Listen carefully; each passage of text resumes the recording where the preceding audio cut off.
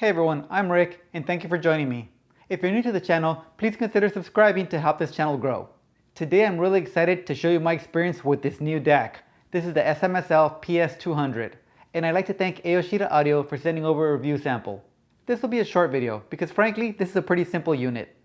But I will compare it to a few other DACs, including the SMSL PS100 and the SU-1.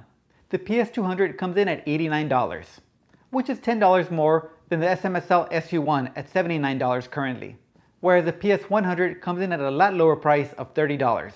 And the first thing to note is that the PS200 comes in the same kind of case as the PS100. It's plastic all the way around as opposed to the aluminum case on the SU-1. So it definitely doesn't feel as sturdy as that unit.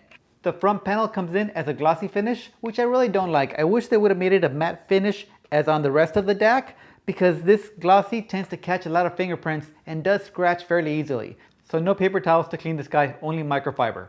When we look at the back, we do see a few changes. The PS200 loses the HDMI ARC input that's found on the PS100, and that's replaced by a switch that lets you change between USB audio class 1 and class 2.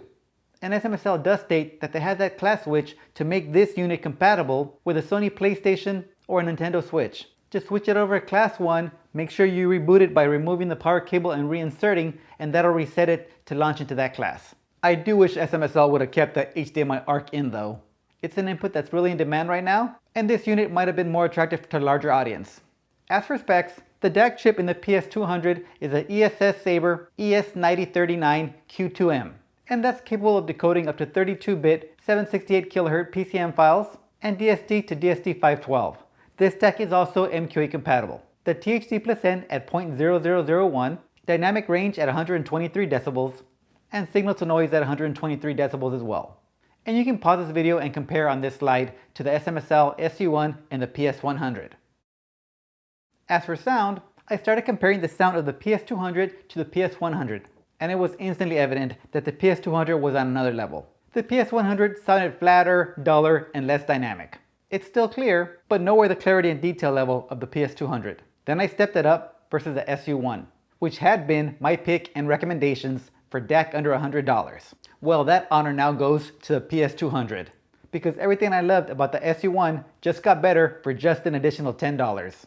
I'll have a sound demo comparing the PS100, the SU-1, and the PS200 on the sound demo on part 2 of this video.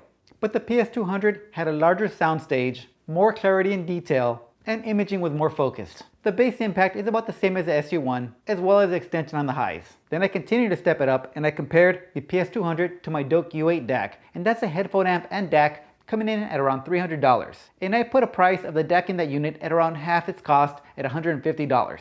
Well, the PS200 continued to outshine the competition.